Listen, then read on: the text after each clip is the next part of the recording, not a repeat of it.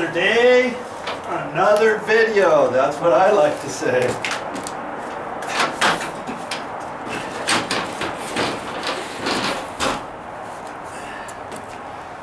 Ooh. What are we going to talk about today? What am I going to show you today? I'm going to install those two steps. These big steps here, I've got two of them that go in there. See where the notches are? Where the stucco is? Right there and right there. I'm going to put those in today. And somehow I'm going to do it even though that the stringers, that's a stringer that goes all the way underneath the stairs. That one and that one, those are cut off, aren't they? But I'm still going to be able to install those stairs.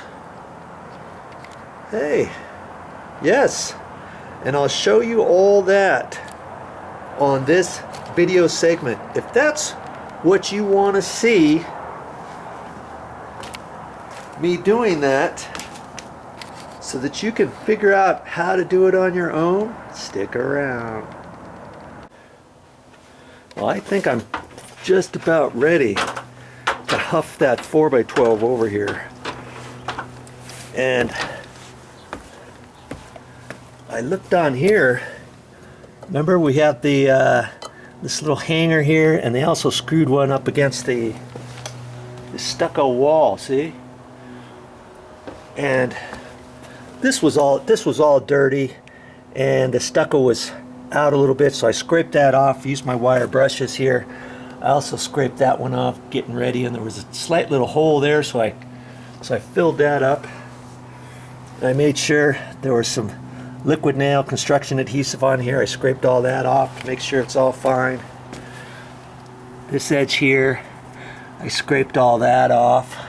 You know, just with the putty knife. Yeah, you can do that, or a sheetrock knife with stucco if it's just a little bit. So I've got this next one cleaned off and everything.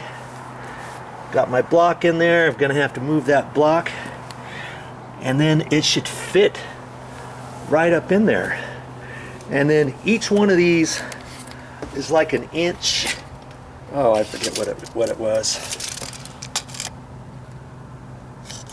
An inch and an eighth.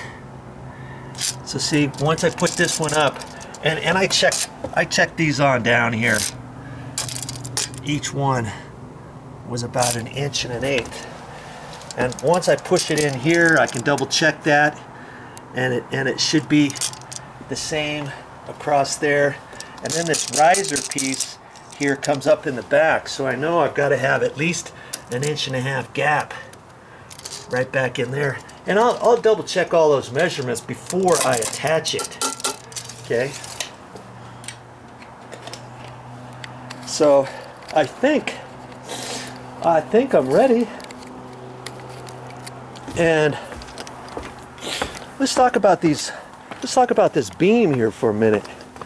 I've got two 4x12s. These are 4x12s here, meaning 3.5 inches wide, 11 1/4 inches tall. That's just what they call a 4x12. I had them cut them at the store. I already pre-measured it, so I don't have to cut that. But had I have had to have cut it, I would have to cut half of it on one side and then flip it over and cut the other side with the saw, because my blade's not that big. Even a commercial type skill saw 77 worm drive saw won't cut all the way through that. Okay, so I had those two measured, and they were a little less than 6 feet each, 5.5 feet each. So I needed a 12-footer. So I went to the store, told them to cut it out of a 12-footer, and they didn't have a 12-footer. They had like a 16-footer. And so they cut those two out. I asked them for the scrap, and here's my scrap piece right here. Oh, look at the little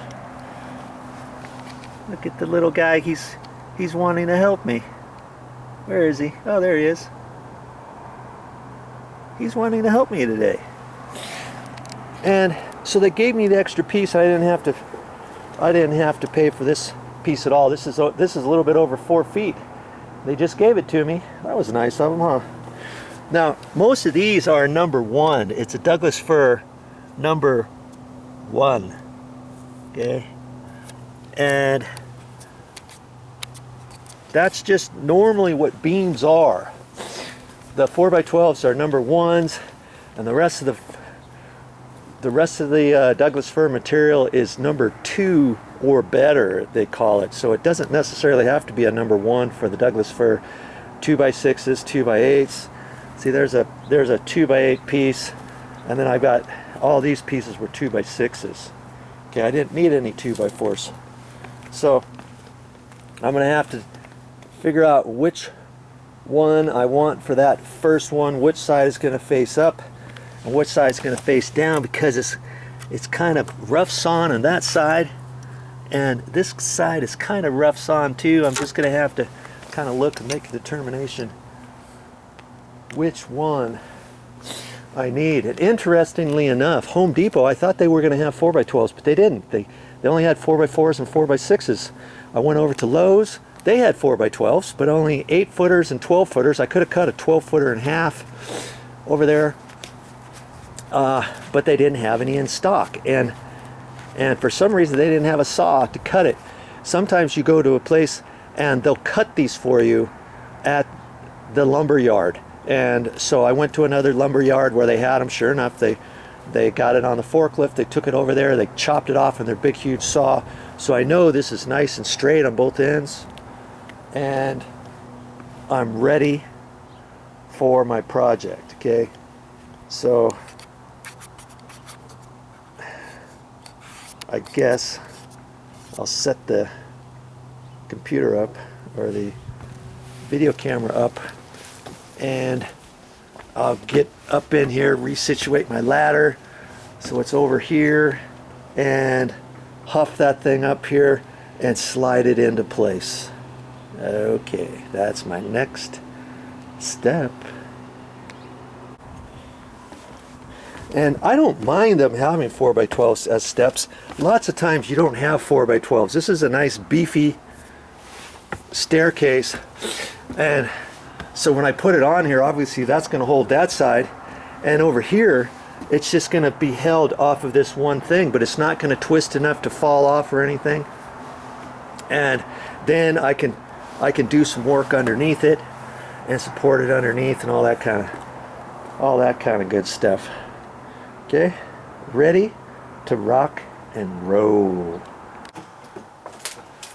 All right, I'll go get the 4x12. I'll be right back.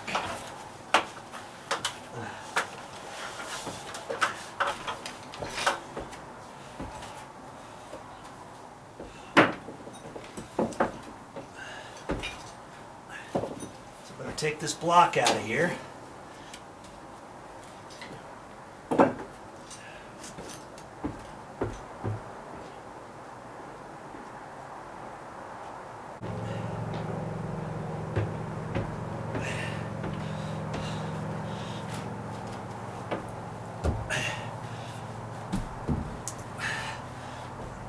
Now this should fit. If I slide it in at an angle, it should fit right in there.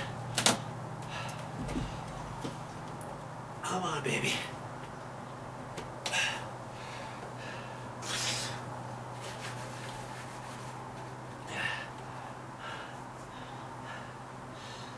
Let's see, I got a knot. I've got a knot at that end. I'm thinking maybe I should put that knot upside down. Maybe I should put it upside down. Ah!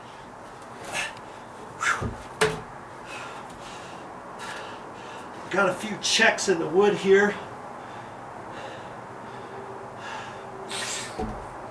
On this piece all the way across.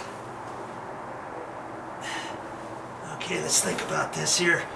Where's the best place to put that knot? It's a tight knot, so I think it'll be okay.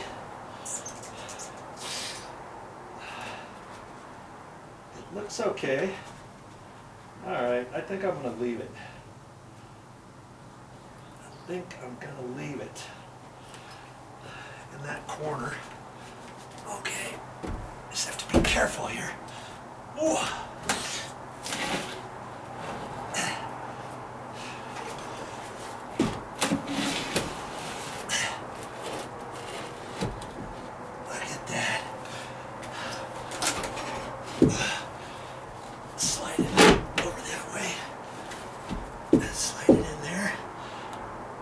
See, it's tilty a little bit, but I could fix that once I put something up underneath there. Check.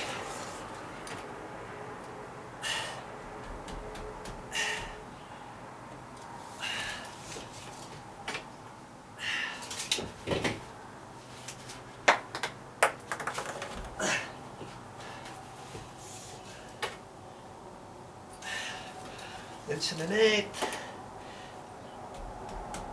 Inch and an eighth right there. It's just shy of the crack here, but I'll do some double checking before I mount it. Okay? Okay. I think that's all I have to do. For right now, just set that there.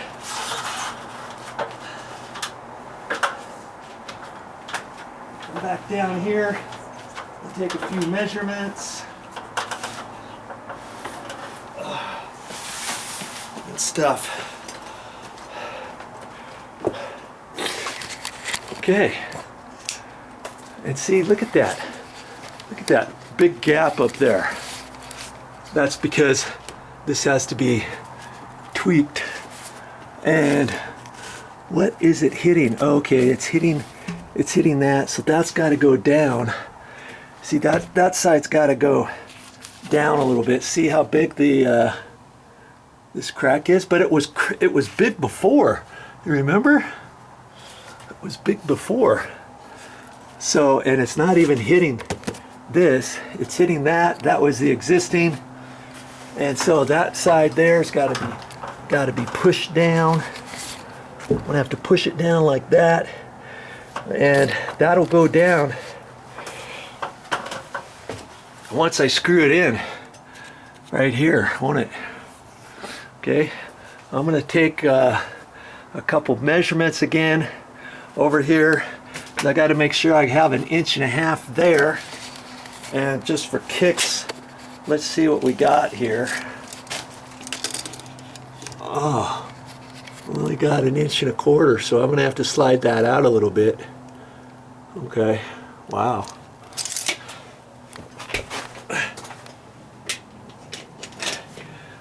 So I'll double check my measurements on that back side and get set to mount this and secure it.